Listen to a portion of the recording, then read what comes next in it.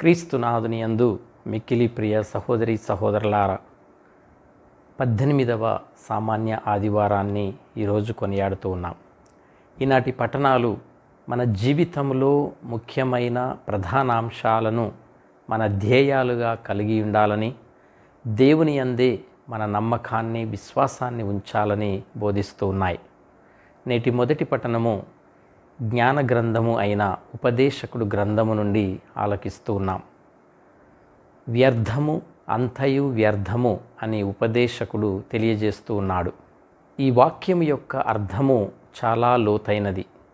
మానవ జీవితంలో మనము చేసే ప్రతి ప్రయత్నం జ్ఞానాన్ని సంపాదించినా, సంపద పోగు చేసినా, కీర్తి ప్రతిష్టలు పొందినా, లేదా ఏదైనా ఆనందాన్ని అనుభవించినా ఇవన్నీ శాశ్వతమైనవి కావు. చివరికి ఇవన్నీ అర్ధరహితమైనవి లేదా నిష్ప్రయోజనమైనవి అనే భావాన్ని ఇది తెలియజేస్తుంది. మనం ఎంత కష్టపడినా సంపాదించినవన్నీ ఒక పొగమంచు లాంటివి. ఎంత వేగంగా వస్తాయో అంతే వేగంగా కనుమరుగైపోతాయి. మరణం ముందు ఇవన్నీ విలువ కోల్పోతాయని ఈ వాక్యము నొక్కి చెబుతుంది. అయితే దీని ఉద్దేశం జీవితంపై నిరాశ చెందడం కాదు. భౌతిక విషయాలపై కాకుండా జీవితానికి నిజమైన శాశ్వతమైన అర్థాన్ని ఎక్కడ కనుగొనాలో ఆలోచించమని ఈ వాక్యం మనల్ని ప్రోత్సహిస్తుంది. ఉపదేశకుడు గ్రంథంలో ఉపదేశకుడు వ్యర్థము అనే పదాన్ని హీబ్రూ భాషలో హెవెల్ అనే పదాన్ని ఉపయోగించాడు. ఈ పదానికి అనేక లోతైన అర్థాలు ఉన్నాయి. ఒకటి నిష్ప్రయోజనం లేదా నిష్ఫలం. మనం చేసే పనులు, ప్రయత్నాలు అంతిమంగా శూన్యమైనవి లేదా ప్రయోజనం లేనివి అని అర్థం. ఉదాహరణకు, ఎంతో కష్టపడి సంపాదించిన సంపద చనిపోయిన తరువాత మనతో రాదు. రెండవది క్షణిత్వం, అస్థిరత్వం. జీవితం, ఆనందం, సౌభాగ్యం ఇవన్నీ అశాశ్వతమైనవి, తాత్కాలికమైనవి. పొగమంచులా, శ్వాసలా ఇవి త్వరగా అదృశ్యమవుతాయి అని అర్థం. మూడవదిగా గ్రహించలేనిది, అంతు చిక్కనిది. జీవితంలో కొన్ని విషయాలు మానవ జ్ఞానానికి అందనివి, ఎందుకు జరుగుతాయో అర్థం కానివి అని అర్థం. నాలుగవది అర్ధరహితం. సూర్యుని క్రింద జరిగే ప్రతి పనిలో ఒక రకమైన అర్ధరాహిత్యం కనిపిస్తుంది. ఎందుకంటే అన్నీ ఒక ముగింపునకు, అంటే మరణానికి చేరుతాయి అని అర్థం. ఉపదేశకుడు ఒక రాజుగా, గొప్ప జ్ఞానిగా, ధనవంతునిగా జీవితంలోని ప్రతి ఆనందాన్ని, ప్రతి అవకాశాన్ని అనుభవించి చూశాడు. ఆయన భవనాలు నిర్మించాడు, తోటలు వేశాడు, అపారమైనటువంటి సంపదను పోగు చేసుకున్నాడు, గొప్ప జ్ఞానాన్ని సంపాదించుకున్నాడు. కానీ ఈ పనులన్నీ చివరకు తనకు ఎటువంటి నిజమైన శాశ్వతమైన సంతృప్తిని ఇవ్వలేదని గ్రహించాడు. ఇవన్నీ కేవలము తాత్కాలికమేనని, చివరికి మరణం ప్రతి ఒక్కరిని చేరుతుందని ఆయన నిర్ధారించాడు. ప్రియ సహోదరి సహోదరులారా, ముఖ్యమైన సందేశం ఏమిటంటే వ్యర్థము అంతా వ్యర్థము అనే ఉపదేశకుడి సందేశం పైకి నిరాశాజనకంగా అనిపించినా దాని వెనుక ఒక లోతైన మరియు ఆశాజనకమైన సందేశం ఉంది. భౌతిక విషయాలపై ఆధారపడటం వ్యర్థం. సంపద, అధికారం, జ్ఞానం, కీర్తి ఇవన్నీ జీవితానికి నిజమైన శాశ్వతమైన అర్థాన్ని ఇవ్వలేవు. వీటి వెనుక పరుగులు తీయడం చివరికి నిష్ప్రయోజనం. ఎందుకంటే ఇవి తాత్కాలికమైనవి. మరణం వీటిని మన నుండి వేరు చేస్తుంది. దేవునిపై ఆధారపడటం ముఖ్యం.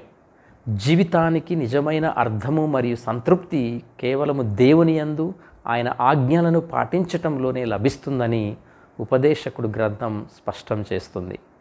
మనిషి తన దినాల్లో కష్టపడి పనిచేసి ఆ పనిని ఆస్వాదించటం, అందులో ఆనందించటం అనేది దేవుని నుండి వచ్చిన బహుమానంగా చూడాలని ఉపదేశకుడు సలహా ఇస్తూ ఉన్నాడు. కాబట్టి వ్యర్థము అంతా వ్యర్థము అనే వాక్యము జీవితంలోని అశాశ్వత స్వభావాన్ని మరియు మానవ ప్రయత్నాల పరిమితులను తెలియజేస్తుంది. అంతిమంగా ఇది దేవుని వైపు తిరిగి ఆయనలో మాత్రమే నిజమైన శాశ్వతమైన సంతృప్తిని కనుగొనమని సూచిస్తుంది. ప్రియ సహోదరి సహోదరులారా, పరలోకము కొరకు మన జీవన విధానము ఉంటే కనుక మన జననము వ్యర్థము కాదు. మన జీవితములలో ఎన్ని కష్టాలు ఉన్ననూ శ్రమ అనిపించదు, దుఃఖము కలగదు, ప్రశాంతమైన నిద్ర పడుతుంది, ప్రశాంతమైన మెలకువను మనము కలుగుతాము. మొదటి పఠనము నుండి మనము నేర్చుకోవలసినది ముఖ్యముగా భగవంతుడు మనకు ప్రసాదించిన మన జీవితంలో మనము పరలోక రాజ్యము కొరకు దేవుని ప్రణాళికను నెరవేర్చుట కొరకు మన జీవితాన్ని అంకితం చేసుకోవాలి. అప్పుడు మన జీవితము వ్యర్థం కాకుండా అర్థవంతంగా ఉంటుంది. మన జీవితంలో జీవించిన జీవన విధానములో ఏ క్షణము కూడా వ్యర్థము కాదు. ఎల్లప్పుడూ సంతోషముగా ఆత్మానందములు కలిగి మనము జీవించగలుగుతాం. ప్రియ సహోదరి సహోదరులారా, రెండవ పట్టణంలో మీరు క్రీస్తుతో పాటు సజీవులుగా లేవనెత్తబడితిరి కనుక పరలోకమందలి వస్తువుల కొరకు కాంక్షించుడు. అచ్చట దేవుని కుడిప్రక్కన క్రీస్తు తన సింహాసనము పైన అధిష్ఠించి ఉండును.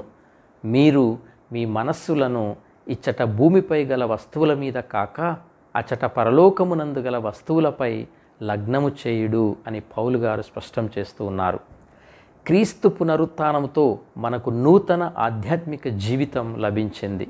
పాపపు బానిసత్వం నుండి విముక్తిని పొంది దేవునితో ఒక నూతన సంబంధంలోనికి మనం ప్రవేశించాం. ఈ నూతన జీవితమును పొందుకున్న వారిగా మన లక్ష్యాలను పరలోక విషయాలపై కేంద్రీకరించాలి. కాంక్షించటం లేదా లగ్నం చేయడం అంటే వాటిని సాధించటానికి తీవ్రముగా కృషి చేయటం, వాటికి జీవితంలో మొదటి స్థానం ఇవ్వటం. క్రీస్తు దేవుని కుడి ప్రక్కన తన సింహాసనము పైన అధిష్ఠించి ఉండటం ఆయనకున్న అధికారానికి మహిమకు సూచన. మన దృష్టి ఈ లోకములోని అశాశ్వతమైన వాటిపై కాకుండా సర్వాధిపతి అయిన క్రీస్తుపై ఉండాలి అని మనం గ్రహించాలి. మన ఆలోచనలు, కోరికలు, లక్ష్యాలు కేవలం ఈ లోకంలోని తాత్కాలిక విషయాలైన ధనము, కీర్తి, భౌతిక సుఖాలకు పరిమితం కాకూడదు. ఇవి మనల్ని దేవుని నుండి దూరం చేస్తాయి.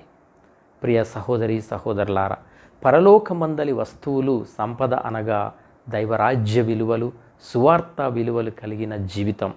ఇవే మనలను ఎల్లకాలము జీవించులా చేస్తాయి. ఉదాహరణకు ప్రేమ అను గొప్ప సుగుణాన్ని కలిగి మనం జీవించాలి. ఆలోచన పరులుగా జీవించాలి.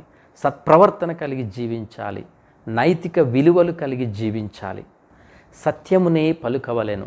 అసత్యమాడుట, అబద్ధాలాడుట తప్పు అని మనందరికీ తెలుసు. తప్పును కప్పిపుచ్చుటకు ఇంకా ఎన్ని అబద్ధాలు ఆడుతున్నామో ఆలోచన చేద్దాం. పవిత్రముగా జీవించాలి. మనసులలో దురుద్దేశాలు, అసూయ, లైంగిక ఆలోచనలు ఉండరాదు. దురాశ ఉండకూడదు.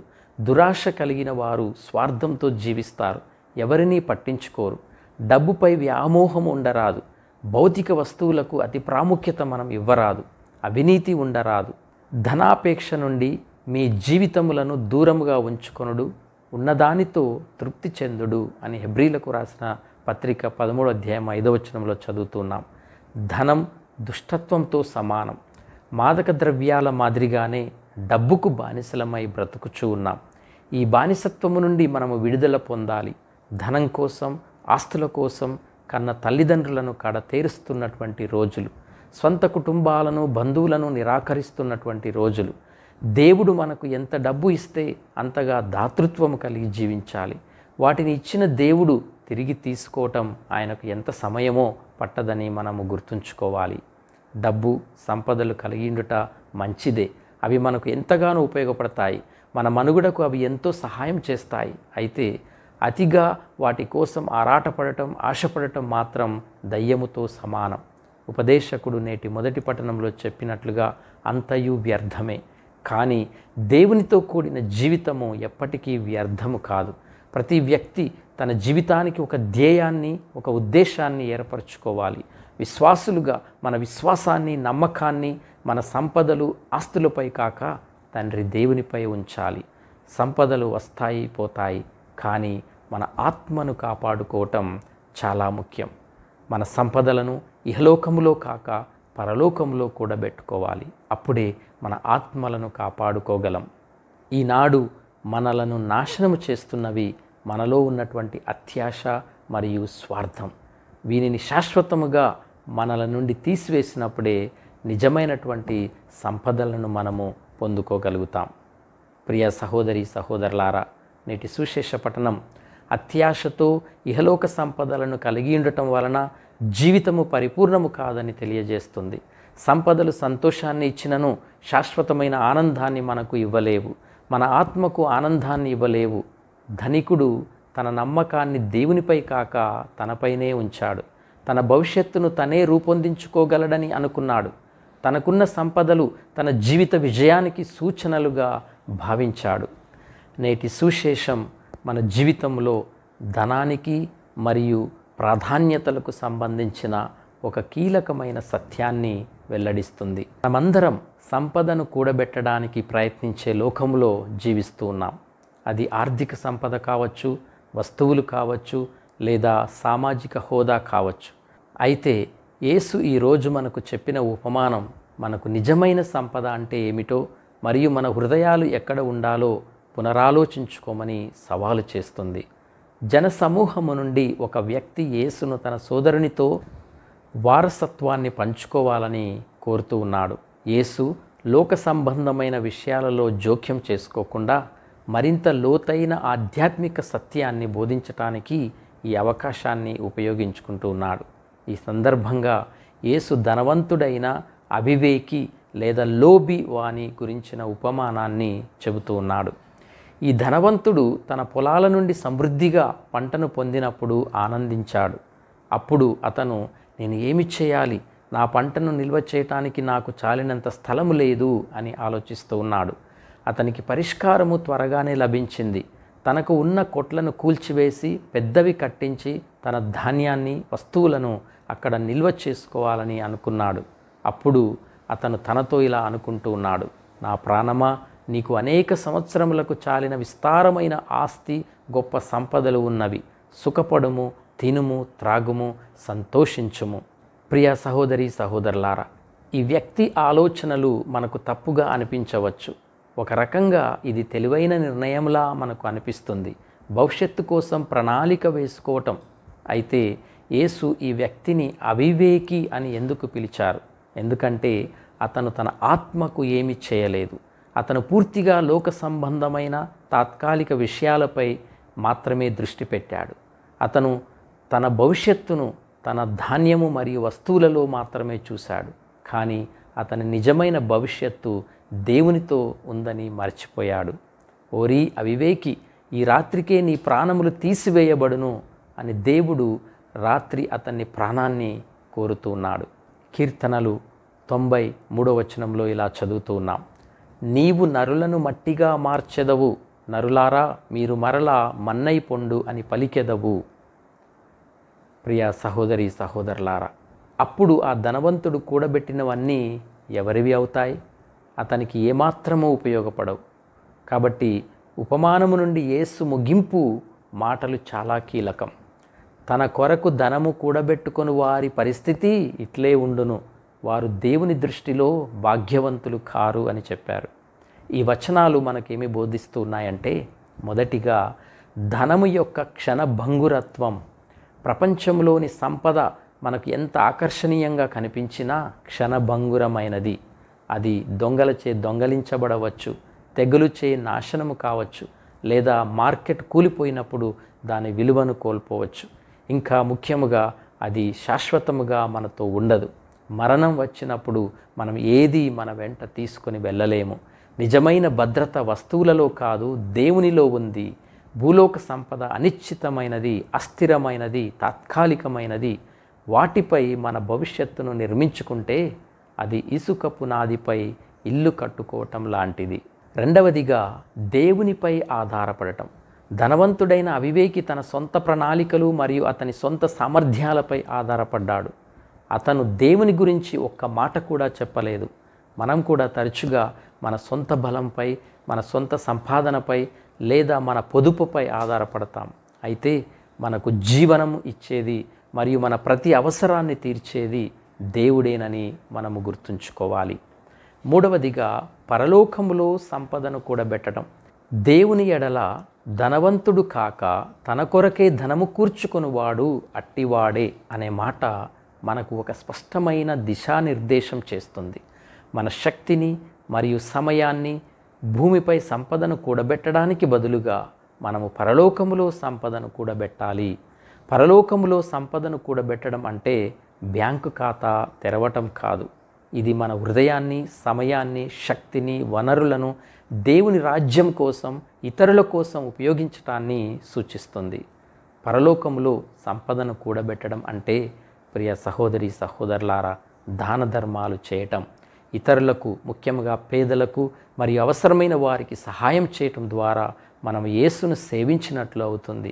యేసు మత్తయి 25:40 ఇలా అంటాడు, వీరిలో అత్యల్పుడైన ఏ ఒక్కనికి మీరు ఇవి చేసినప్పుడు అవి నాకు చేసితిరి అని. అలాగే ఆధ్యాత్మికంగా ఎదగటం, ప్రార్థన, బైబిలు అధ్యయనం, దివ్య సంస్కారాలలో పాల్గొనటం ద్వారా మనం దేవునితో మన సంబంధాన్ని పెంచుకుంటాం. ఇది మన ఆత్మకు శాశ్వతమైన ఆహారాన్ని ఇస్తుంది. అలాగే దేవుని చిత్తాన్ని నెరవేర్చటం, మనకున్న వరాలతో, సమయంతో మరియు వనరులతో దేవుని రాజ్యానికి సేవ చేయటం, ఇది మన విశ్వాసాన్ని ఆచరణలో పెట్టటం. అలాగే విశ్వాసము మరియు ప్రేమతో జీవించటం, దేవుని ఆజ్ఞలను పాటించటం మరియు మన పొరుగువారిని ప్రేమించటం ద్వారా మనము దేవుని ఎడల మన ప్రేమను చూపిస్తాం. ప్రియ సహోదరి సహోదరులారా, ఈ లోకం మనకు ఎక్కువ ఉంటే ఎక్కువ సంతోషం అని చెబుతూ ఉంటుంది. కానీ మనకు నిజమైన ఆనందం మరియు భద్రత దేవునిలో మరియు ఇతరుల పట్ల ప్రేమలో ఉందని యేసు ప్రభు తెలియజేస్తూ ఉన్నారు. మనం ధనవంతుడైన అవివేకి వలె ఉండకూడదు. అతను తన ఆత్మకు ఏమీ చేయలేకపోయాడు. బదులుగా మనం పరలోకములో సంపదను కూడబెట్టే వారంగా ఉండాలి. ఈ లోకంలో మనం తాత్కాలిక నివాసులం. మన నిజమైన గృహం పరలోకంలో ఉంది. కాబట్టి మనం మన సమయాన్ని, వనరులను నిత్యమైన వాటిలో పెట్టుబడి పెడదాం. అప్పుడే మనం దేవుని ముందు నిజమైన ధనవంతులం అవుతాం మరియు ఆయన రాజ్యంలో నిత్యమైన ఆనందాన్ని అనుభవిస్తాం. మన స్వార్థము నుండి, సంపదల పట్ల మనకున్న అత్యాశ నుండి విముక్తి పొందే కృప కొరకు ఈరోజు మనము దేవుణ్ణి వేడుకుందాం. మన హృదయాలను దేవుని వైపుకు, నిత్యమైన వాటి వైపుకు మళ్లించుదాం. మన జీవితాలను ఇతరులకు సేవ చేయటానికి మరియు దేవుని మహిమ కోసం అంకితం చేద్దాం. అప్పుడే మనము నిజమైన ధనవంతులు అవుతాం, అనగా దేవుని ఎడల మనము ధనవంతులం అవుతాం. కాబట్టి అలాంటి మంచి హృదయాన్ని, మనస్సును, ఆలోచనలను దేవుడు మనకు కలుగజేయాలని ఈరోజు ప్రత్యేకంగా ప్రార్థన చేద్దాం. దేవుడు మిమ్మలను దీవించునుగాక. ఆమేన్.